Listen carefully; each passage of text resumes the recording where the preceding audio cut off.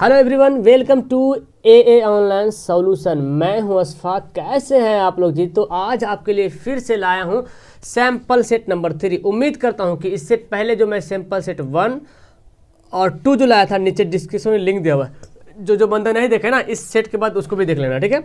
तो उसमें आप लोग का परफॉर्मेंस बहुत ही बेहतर रहा और मुझे जहाँ तक लगता है कि मैं आपको इसी तरीके से सैम्पल सेट लाते रहूं ताकि आपको ऑब्जेक्टिव के साथ सब्जेक्टिव का भी परख होते रहे। तब आप अपने आप को झांक पाओगे, देख पाओगे कि आप ऑब्जेक्टिव तो कर ही पा रहे हो, सब्जेक्टिव 2 नंबर वाला, 3 नंबर वाला और 5 नंबर वाला सवाल कितने अच्छे तरीके से कर पा रहे हो, ठीक है। ताकि आपका एक चैलेंज बनेगा कि आपको 80 में, मेरा चैलेंज है, मेरे तरफ से चैलेंज है, जो बंदा 80 में 70 प्लस नंबर ला दिया ना, तो समझ लो उसकी तैयारी बहुत ही बेहतर चल रही है, ठीक है। तो चलिए स्टार्ट करते हैं। आप किसी भी बोर्ड से हो, डोंट वरी, क्वेश्चन है सबके लिए, सोशल साइंस बराबर है। तो बस ये मत देखना कि मेरे में इतना है। सवाल आपको अगर पढ़ रहे हैं तो सवाल आपसे बनना चाहिए, ठीक है। बस यही दिमाग में रखिएगा, ठीक है। चलिए तो स्टार्ट करते हैं। तो चलिए सबसे पहला सवाल यहाँ पे हाजिर है आपके सामने। सबसे पहला सवाल क्या बोलता है, देखो यहाँ पे तो पहले हेडिंग देख लेना। 1 से 48 सवाल यहाँ पे रहेगा, लेकिन आपको सिर्फ और सिर्फ 40 सवाल ही बनाना है। OMR सीट में भी 40 सवाल रंगना है आपको, ठीक है। तो चलिए स्टार्ट करते हैं। सबसे पहला सवाल है जी, जालवेरिन एक संस्था थी, किसकी थी? क्रांतिकारियों के लिए या व्यापारियों के लिए या पादरी सामंत के लिए या विद्वानों के लिए? तो जालवेरिन एक संस्था किसकी संस्था थी? तो इसका बिल्कुल सही आंसर होगा, आप लोग पढ़ चुके हैं ना बहुत बेहतर तरीके से, बहुत अच्छे तरीके से आप लोग याद कर चुके हैं कि जालवेरिन जो है एक व्यापारियों की संस्था थी। यानी कि इसका आंसर क्या हो जाएगा? ऑप्शन बी हो जाएगा। अगला सवाल है कि यूरोप का मरीज किस देश को कहा जाता है? यूरोप का मरीज मतलब कि बीमार हो जाता है ना, बार बार मरीज बोलते हैं। यूरोप का मरीज, यूरोप महादेश का मरीज, इटली, फ्रांस, ब्रिटेन, तुर्की, तो पढ़े होंगे। यूरोप का मरीज जो है तुर्की को बोला जाता है, ठीक है। आंसर क्या होगा? डी होगा। अगला सवाल पढ़ते हैं। कॉमरेड का प्रकाशन किसने किया था? कॉमरेड का प्रकाशन किसने किया था? अबुल कलाम आज़ाद ने, मोहम्मद अली जिन्ना होगा, या मोहम्मद अली जिन्ना ने, लाला हरदयाल ने, वारेन हेस्टिंग्स ने। तो कॉमरेड का प्रकाशन किसने किया था? Warren Hastings. ये थे ब्रिटिश गवर्नर थे वारेन हेस्टिंग। कॉमरेड का प्रकाशन क्या था? Warren Hasting. अगला सवाल है, औद्योगिक क्रांति सबसे पहले किस देश में हुई? औद्योगिक क्रांति सबसे पहले किस देश में हुई थी? इंग्लैंड में, जर्मनी में, फ्रांस में या अमेरिका में? तो 4 नंबर का आंसर सही होगा। ऑप्शन हमारा ए पढ़े बहुत बार, इंग्लैंड में जो है औद्योगिक क्रांति की शुरुआत हुई थी। चलिए तो 5वां सवाल पढ़ते हैं। 5वां सवाल क्या बोलता है? अंकोरवाट का मंदिर किस देश में है? अंकोरवाट का मंदिर किस देश में है? कंबोडिया में, अच्छा कंपोशिया लिखा हुआ है, कंबोसिया लिखा हुआ, कंबोडिया होना चाहिए, लाओस में, वियतनाम में या थाईलैंड में? तो खैर ये तो सवाल पढ़ चुके हैं। कंबोडिया है ना, ये थोड़ा मिस्टेक लिखा हुआ है, टाइपिंग मिसप्रिंट होया हुआ कंबोडिया में, ठीक है। अंकोरवाट का मंदिर कहाँ है? कंबोडिया में। 6वां सवाल है, पूना समझौता कब हुआ था? 23 सितंबर 1932 को, 24 सितंबर 1932 को, 24 अक्टूबर 1932 को, 24 सितंबर 1932 को। तो 1932 तो सब जानते हैं ना, पूना समझौता हुआ था 1932 को, लेकिन रियल डेट इसका क्या है? रियल डेट है 26 सितंबर 1932, यानी कि इसका आंसर क्या हो जाएगा? ऑप्शन डी हो जाएगा। 7वां सवाल देखिए, भारत में वित्तीय वर्ष कहा जाता है?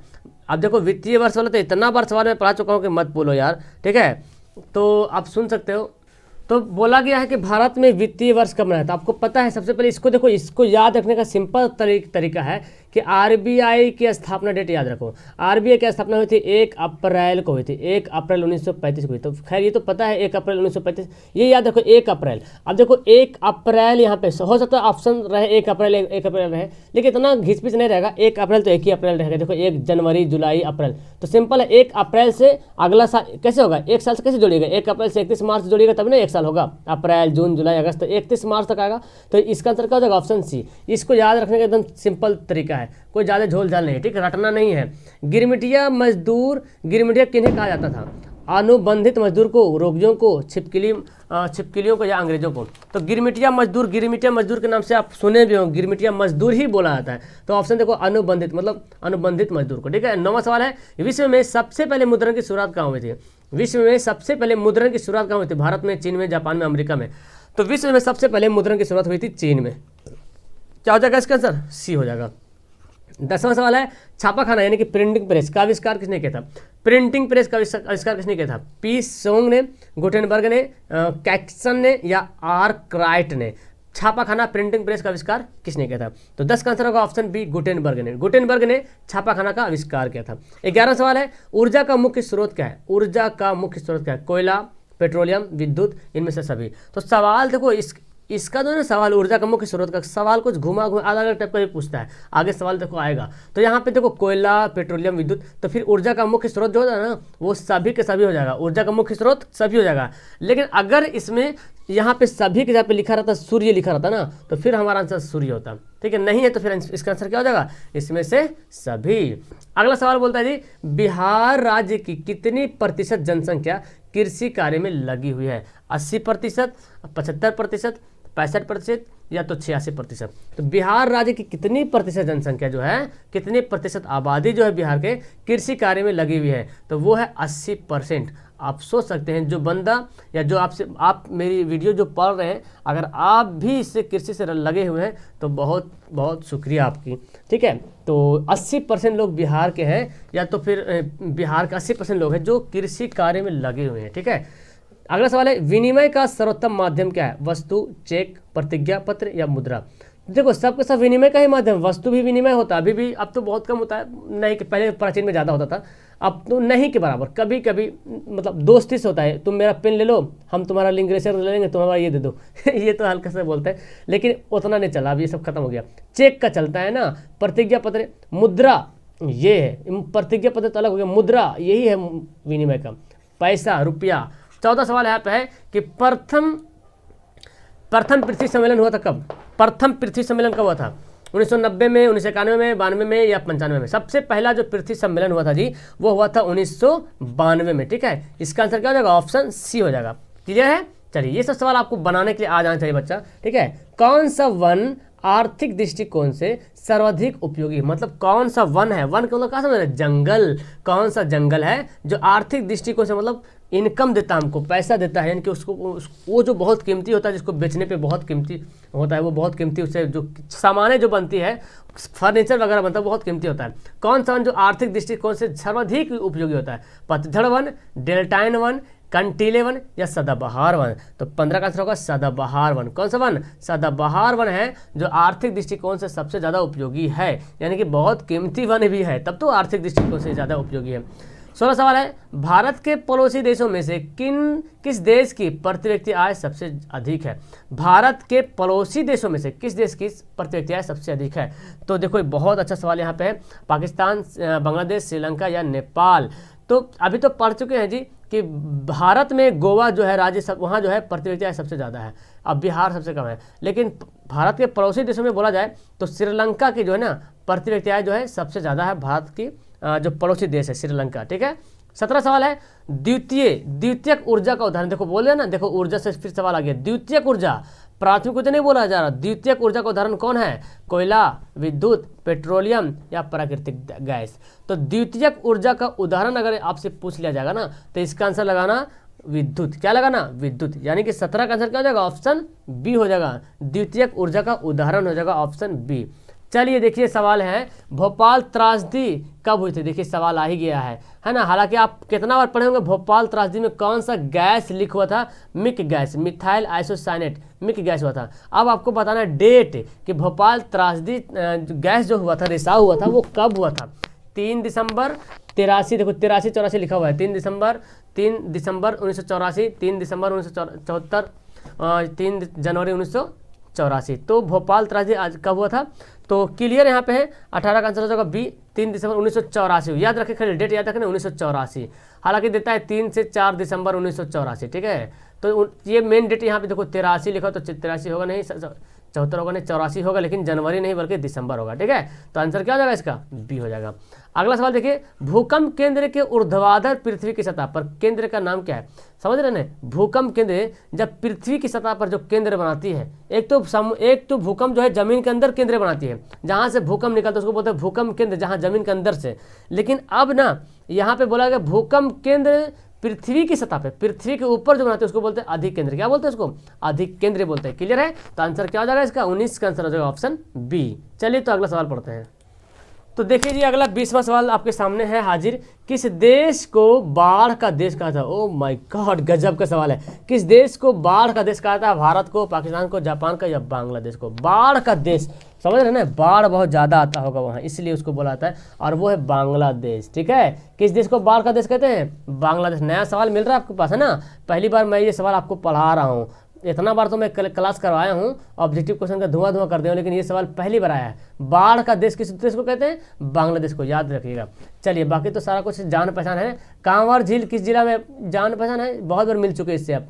कांवर झील पटना, बेगूसराय, भागलपुर, पूर्णिया। तो मेरा मुंह से आवाज़ भी निकल रहा है, लेकिन भागलपुर नहीं होगा, ये होगा बेगूसराय। ठीक है, बेगूसराय में कांवर झील है। कहाँ है? बेगूसराय में कांवर झील है। ओके, अगला सवाल पढ़ते हैं। निम्नलिखित में से किस प्रांत में सीढ़ीदार खेती होती है? देखिए, सीढ़ीदार खेती बोला गया, कभी कभी बोलता है ना आपसे, क्या बोलते हैं, सोपानी कृषि बोलता है ना। तो सीढ़ीदार खेती कहाँ होता है? हरियाणा में, पंजाब में, उत्तराखंड में, उत्तर प्रदेश में। तो आपको पता चल ही गया।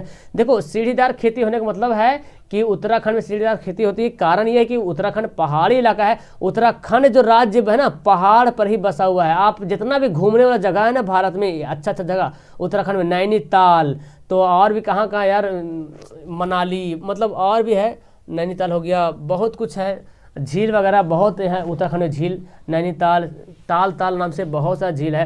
केदारनाथ भी जानते होंगे आप। केदारनाथ एक और है, दूसरा है ये, हाँ जी सॉरी, केदारनाथ उत्तराखंड में ही है, जो कि बहुत अच्छा जगह है। तो बोला जाए कि उत्तराखंड पहाड़ी इलाका में ही बसा हुआ है। तो अब पहाड़ी इलाका है तो वहाँ खेती जो है ना, देखो ऐसे पहाड़ बनाओ, ऐसे पहाड़ बनाओ, देखो ऐसे, मतलब ऐसे पहाड़ बनाओ, तो जब दूर से देखेंगे तो लगा रही ये क्या है, तो सीढ़ी बना हुआ है। अब जहाँ पे लोग रह रहे हैं तो यहीं पे खेती कर रहा, इधर खेती कर रहा अपना अपना, तो दूर से देखिए तो लगे सीढ़ी नुमा खेती हो रहा। ठीक है, ये है मकसद इसका।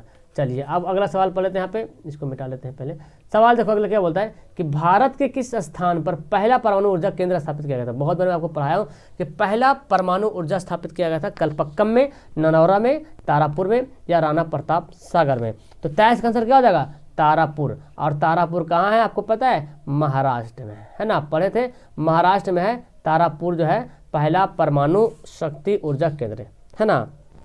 पहला परमाणु शक्ति ऊर्जा केंद्र कहाँ है? तारापुर। नरौरा भी पढ़ चुके, नरौरा जो आपको पता है, नरौरा तो उत्तर प्रदेश में पड़ता है, बुलंदशहर में है। कलपक्कम तमिलनाडु में है। राणा प्रताप सागर भी जानते हैं आप जानते हैं, राणा प्रताप सागर जो है राजस्थान में, ठीक है, राजस्थान में है। तो ये सब याद रखिएगा, ये सब ऊर्जा केंद्र ही है। अगला सवाल है कि भाखड़ा नांगल परियोजना किस नदी पर स्थित है? भाखड़ा नांगल परियोजना, बहुत अच्छा सा सवाल देखने को मिल रहा है इस बार, है ना, इस सेट में बहुत अच्छा सवाल है। उम्मीद है कि आप लोग 70 नंबर लाओगे। भाखड़ा नांगल परियोजना किस नदी पर है? सतलज, नर्मदा, गंगा, सिंधु नदी। ओके, तो इसका आंसर क्या होगा? सतलज नदी, है ना, सतलज नदी होगा भाखड़ा नांगल बांध परियोजना। और आपको ये भी पता होना चाहिए कि जो भाखड़ा नांगल परियोजना है वो है कहाँ? वो है हिमाचल प्रदेश में, है ना, HP में लिख देता हूँ, ठीक है, हिमाचल प्रदेश के बिलासपुर जिला में है। ठीक है, सतलज नदी पर बना हुआ भाखड़ा नांगल बांध, जो देश का सबसे लंबा बांध भी बोला जाता है इसको। ठीक है, देश का सबसे लंबा बांध इसको बोलते हैं।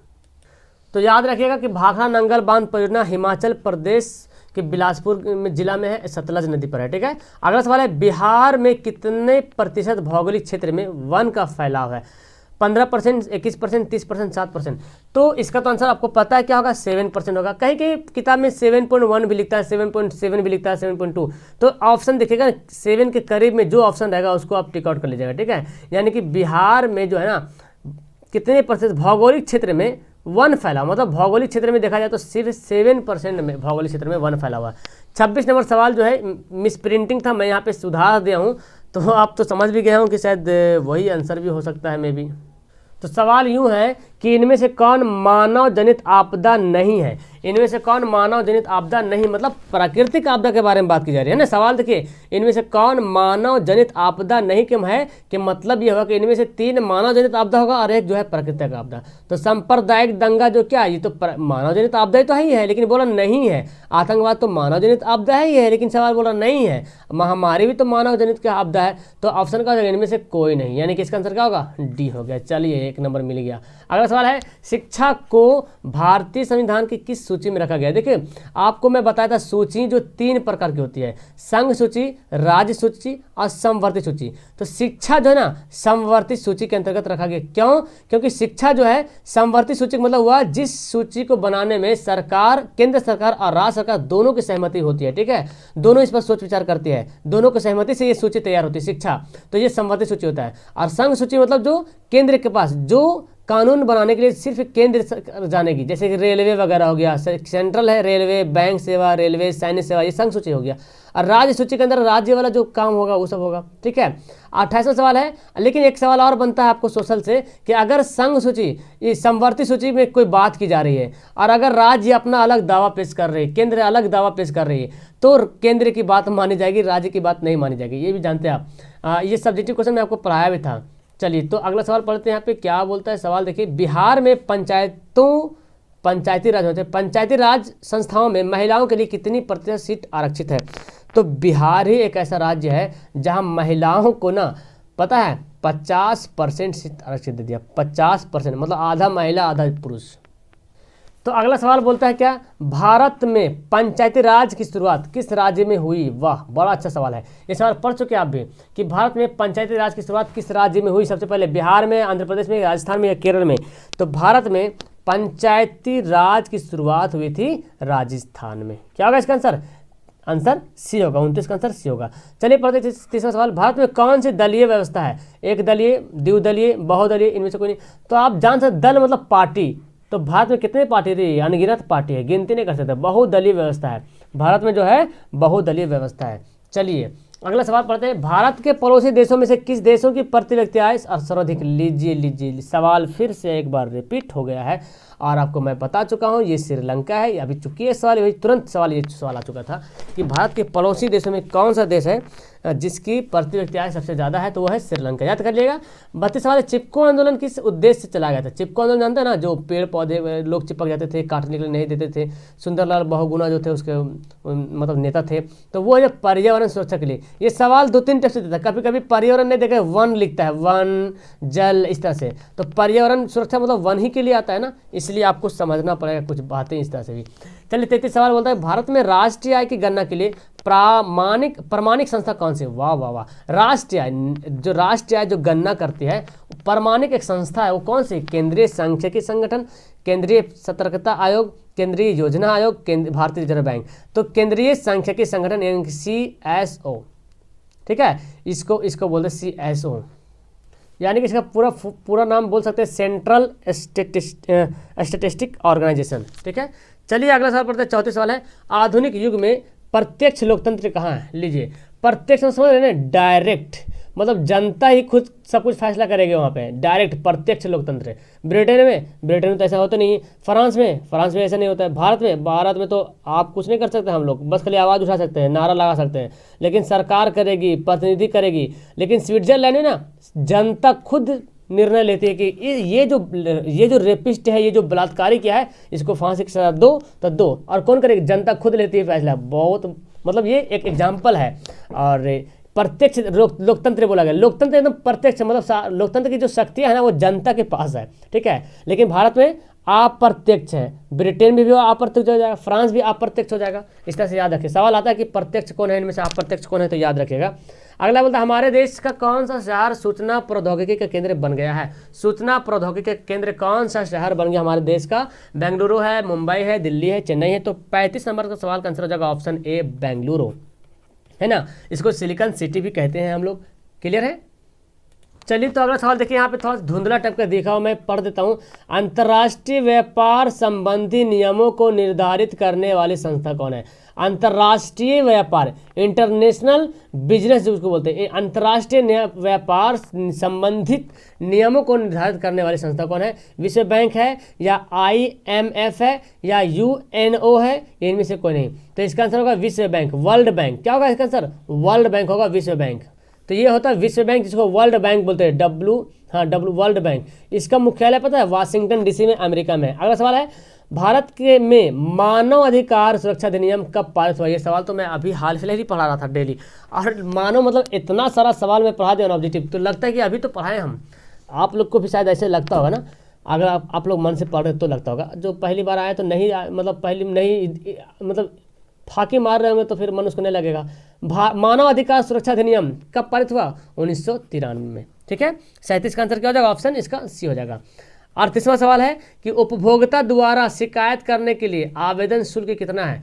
उपभोक्ता के द्वारा शिकायत करने के लिए आवेदन शुल्क कितना है? इसको मैं पढ़ा चुका हूं। तो जब उपभोक्ता जो कंज्यूमर होता है ना, उसको कंज्यूमर जब कुछ शिकायत करने के लिए जाता है तो 1 रुपया नहीं लगता, फ्री फ्री फ्री है ना, 0 रुपया फ्री में होता शिकायत। ठीक है, चलिए तो अगला सवाल पढ़ते हैं। अगला सवाल देखो, यहाँ पे सुनामी किस प्रकार का आता है? लीजिए, सुनामी किस स्थान पर आता है? सॉरी, किस स्थान पे मतलब कहाँ आता है? तो आपको पता है सुनामी कहाँ था? जी बिल्कुल अच्छी तरीके से पता है कि सुनामी कहाँ था। समुद्र में, स्थल में, आसमान में। एक बंदा आसमान में बोल रहा था। फिलहाल ऐसे ऐसे भी बंदे हैं जिसको पता है कि सुनामी जो है आसमान में आता है, ऐसे ऐसे बहुत से है ना। तो मैं तो ऐसा नहीं चाहता हूँ, हो सकता है, लेकिन है बहुत सा ऐसा है। आंसर क्या होगा? बी होगा, समुद्र में आते हैं। अगला सवाल है, भूपटल के नीचे का वह स्थान जहां भूकंप का जन्म होता है। अभी ये सवाल तुरंत पढ़ चुके हैं। जहां भूकंप का जन्म होता है उस स्थान को क्या कहते हैं? अभी तो पढ़े थे कि पृथ्वी के ऊपर जो भूकंप स्थान बनता है उसको बोलते हैं अधिकेंद्रीय, लेकिन भूकंप जहां पृथ्वी के अंदर पैदा होता है, जहां जन्म होता है, उसको बोलते हैं भूकंप केंद्र। क्या बोलते हैं जी? भूकंप केंद्र। यानी कि इसका आंसर क्या होगा? ऑप्शन ए होगा। 41 सवाल है, reserve bank of India RBI की स्थापना कब हुई थी? लीजिए, कितना हल्का सवाल दे दिया।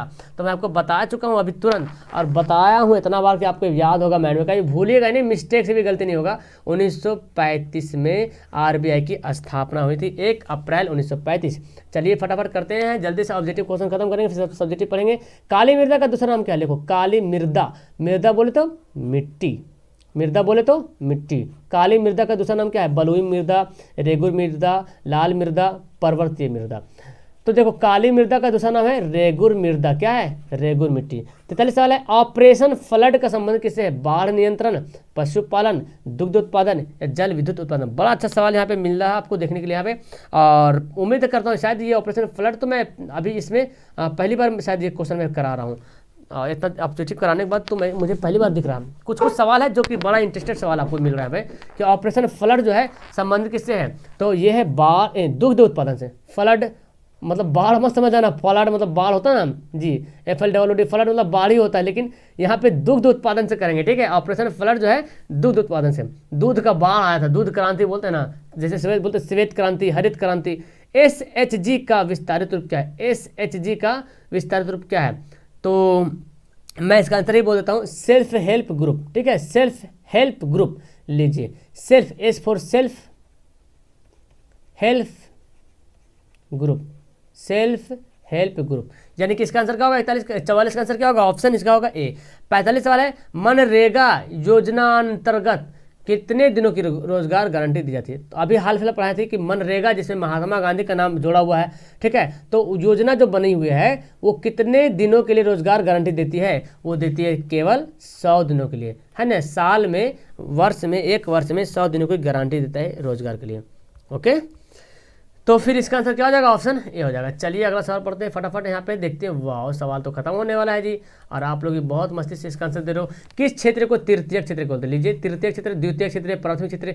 पक्का एक न एक सवाल तो आएगा, इसलिए दिमाग में सेट कर लो, एग्जाम में कन्फ्यूजन मत होना कि अरे यार प्राथमिक क्षेत्र क्या था यार। ये कन्फ्यूजन उसी को होता है जो रिविजन नहीं करता है। यानी कि ये एक सेंटेंस तो एक बच्चा बोला था, रिविजन में ही डिवीजन है, और मुझे बड़ा पसंद आया, रिविजन में ही डिवीजन है। तृतीय क्षेत्र किसको बोलते हैं? सेवा क्षेत्र को बोलते हैं। कृषि क्षेत्र है, प्राथमिक क्षेत्र है। औद्योगिक को द्वितीय क्षेत्र बोलते हैं, तृतीय क्षेत्र। 47 वाले, मिट्टी का पीएच मान कितना होना चाहिए? देखिए, 9, 5, 10, 7। मिट्टी का जो पीएच मान होना चाहिए वो 7 हो चाहिए। कितना? 7 है। इसका आंसर क्या है? Option D. चलिए तो अगला सवाल पढ़ते हैं, भारत की वित्तीय राजधानी।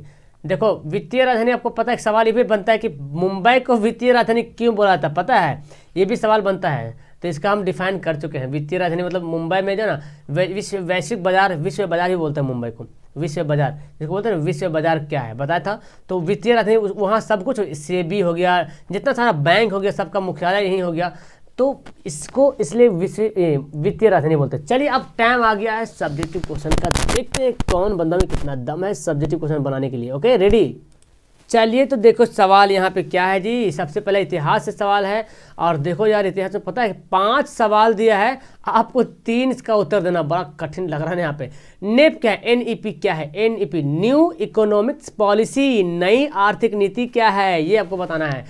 3 कठिया पद्धति से आप क्या समझते हैं, मैं शॉर्ट में बताता हूँ। 3 कठिया पद्धति जो है किसानों के लिए हुआ था चंपारण सत्याग्रह में, चंपारण आंदोलन जो नील की खेती के लिए अंग्रेजों ने करवाया था, ठीक है। इस तरह से आपको लिखना है। सलम पद्धति क्या है, ये बारे में लिखना है। हुआ आंदोलन तो बहुत बार मैं पढ़ा चुका हूँ, सब्जेक्टिव क्वेश्चन यार। जिसको सब्जेक्टिव क्वेश्चन पढ़ना है 9 बजे सुबह में आ जाना वीडियो के देखने के लिए, और समझ लेना, क्योंकि अपने से पढ़ना और सर से समझना आसमान जमीन का फर्क होता है। जब हम समझाते हैं तो आपके माइंड में कुछ ज़्यादा बेहतर तरीके से समझ में आता है, फिर उसके बाद जब आप पढ़ते हैं तो ओहो एकदम बना बनाया मिलता है।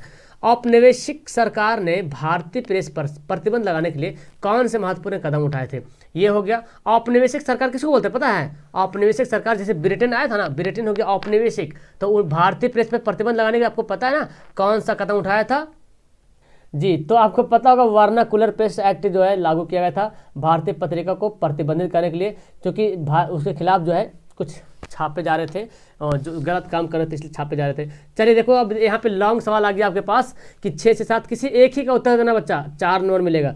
सविनय अवज्ञा आंदोलन में वामपंथियों की भूमिका पर प्रकाश डाले। देखिए इन सबको मैं करवा दूंगा, ठीक है, टेंशन मत लेना।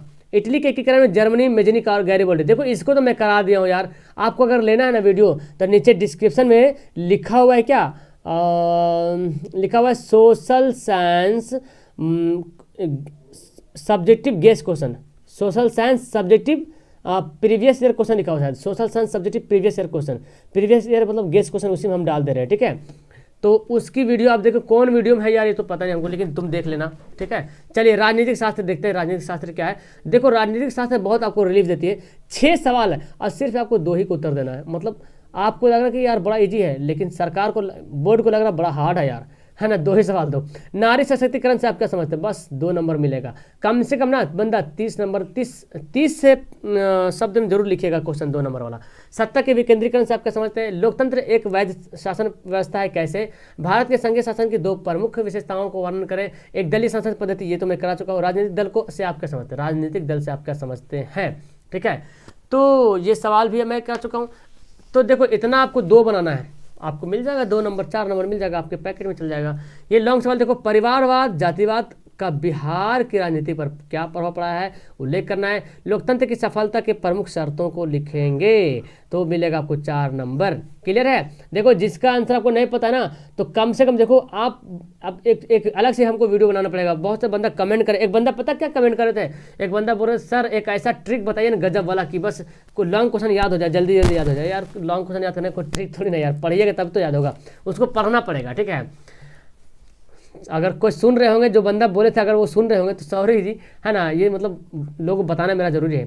तो ट्रिक लॉन्ग क्वेश्चन याद करने का कोई ट्रिक नहीं, बस आप पढ़ लीजिए उसको ध्यान से। कभी माइंड पे ये मत रखिए कि हमको याद करना है, बस सोचिए कि हमको पढ़ना है। अब देखो सवाल क्या है, ये है इकोनॉमिक्स का सवाल आ गया, ठीक है। भारत के राष्ट्रीय आय का अनुमान सबसे पहले किसके द्वारा लगाया था, वाह वाह वाह वाह, बहुत अच्छा। कब और कब कितना रुपया लगा, लीजिए 2 नंबर तो आपका हाथ में लिख जाएगा। ये तो सवाल आप लिख दीजिएगा, क्योंकि ऑब्जेक्टिव क्वेश्चन आप पढ़ चुके हैं। भारत के राष्ट्रीय आय का अनुमान सबसे पहले कब लगाया था, किसने लगाया था, कितना रुपया था, ऑब्जेक्टिव सवाल में पढ़ चुके हैं। क्रेडिट कार्ड क्या है, प्लास्टिक मुद्रा क्या है, किन्हीं 2 के नाम लिखिए, ये भी बता चुका हूँ। बहुराष्ट्र कंपनी किसे कहते हैं, ये तो मैं बहुत बार बता चुका हूँ। बहुराष्ट्र कंपनी ऑब्जेक्टिव में आता है कि इनमें से कौन बहुराष्ट्र कंपनी है कौन नहीं है, ठीक है। तो आपको लिखना है अपने मन से, कम 4-5 लाइन हो जाना चाहिए, ठीक है। ये है आपका लॉन्ग सवाल, 4 नंबर और किन्हीं एक को देना है। स्वयं सहायता समूह में महिलाओं की अग्रणी भूमिका का वर्णन करना है। भारत में उपभोक्ता आंदोलन के प्रगति की समीक्षा करें, तो आपको मिलेगा 4 नंबर। अगला सवाल पढ़ते हैं भूगोल के बारे में। देखो जी भूगोल में क्या है ना, यहाँ भी सवाल 5 दिया है, लेकिन आपको देना है 3 का उत्तर। बोर्ड को लगता है कि भूगोल बहुत ईजी, इसलिए 3 सवाल पूछा जाए, कम सवाल में ज़्यादा टारगेट। जलोढ़ मृदा के विस्तार वाले राज्यों के नाम बताइए। इस प्रकार की मृदा में कौन सी फसल उगाई जाती है, ओके। नदी घाटी परियोजना के प्रमुख उद्देश्य के लिखे। सौर ऊर्जा के उत्पादन कैसे होता है, चूना पत्थर की क्या विशेषता उपयोगिता है, भारतीय रेल परिवहन की मुख्य विशेषताओं पर उल्लेख करना। तो ये हो गया आपका सवाल, यहाँ पे खत्म तम हो गया सवाल, ओके। अब करना है क्या, कहाँ चला गया, हाँ अब हमको करना क्या, अब आपको कुछ नहीं करना है, मैं बताता हूँ आपको क्या करना है। बाकी तो सब जान रहे हैं ना। मज़ा आया ना पढ़ने में, तो सबसे पहले तो मज़ा आ गया पढ़ने में, कुछ समझ में आ गया, कॉन्फिडेंस कुछ पैदा हुआ आपके अंदर, तो पहले तो लाइक वाइक कर दो। लाइक तो करते करे बिना जाना मत। और लाइक करने से क्या फ़ायदा मैं आपको बता चुका हूँ, हमको पैसा नहीं मिलता है, बल्कि आपके जो भाई है ना, जो और बंदे हैं स्टूडेंट, उसके पास वीडियो चली जाती है। तो क्या आप नहीं चाहते हो कि मैं भी पढूं और वो भी पढ़े? क्या आप चाहते हैं कि हम भी खाली पढ़े वो नहीं पढ़े? चाहते हैं ना। तो एक तो अगर लाइक करते हैं ना, तो समझ लो आप हेल्प कर रहे हो किसी दूसरे बंदे को, किसी दूसरे स्टूडेंट को हेल्प कर रहे हो ये वीडियो उसके तक पहुंचाने के लिए। तो इसीलिए मैं बोलता हूँ लाइक किया करो यार, पसंद आता तो लाइक करो। अब मुझे ये बताओ कि 80 में कितना नंबर लाए हो, पहले ये कमेंट करो। 70 नंबर से कम अगर आ गया ना तो बहुत बहुत बहुत मेहनत करने की जरूरत आपको है, ठीक है। और बाकी तो 20 नंबर प्रैक्टिकल से मेरे तरफ से ले लेना हो क्या। 70 20 कितना हो गया, 90 नंबर यार, गर्दा छोड़ा दिया आप लोग। ओके चलो फिलहाल वीडियो को यहाँ पे लास्ट करते हैं, मिलता हूँ नेक्स्ट वीडियो में। इसी तरीके से आपको मैथ साइंस सोशल मिलते रहेगा, संस्कृत का भी मिलेगा, हिंदी उर्दू सब कुछ मिलेगा। Okay bye, that's all, thank you everyone.